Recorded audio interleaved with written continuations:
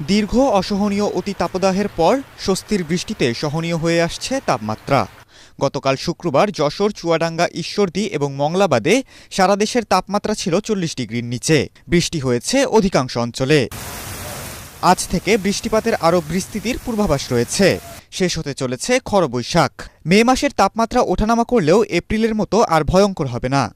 জলবায়ু বিশেষজ্ঞরা বলছেন, অর্ধশতবর্ষের রেকর্ড ভাঙা টানা ৩৩ দিনের তীব্র তাপদাহের প্রতিক্রিয়া, বিকিরণ এবং আবহাওয়ার বিশেষ অবস্থা লা নিনার সক্রিয়তার প্রভাবে আসন্ন বর্ষা মৌসুমে অস্বাভাবিক অতি বৃষ্টিপাত এবং বড় বন্যার আশঙ্কা রয়েছে। দেশের উত্তরাঞ্চল সহ মধ্যাঞ্চলে প্রতিবছর যে বন্যা হয়, এবার তা ব্যাপক আকারে রূপ নিতে পারে বলে অভিমত আবহাওয়াবিদদের। আবহাওয়া অধিদপ্তরের পরিসংখ্যান অনুযায়ী গত ৪৩ বছরের মধ্যে সবচেয়ে কম বৃষ্টিপাতের রেকর্ড ঘটেছে এবারের এপ্রিলে, যার গড় ছিল মাত্র ১ মিলিমিটার।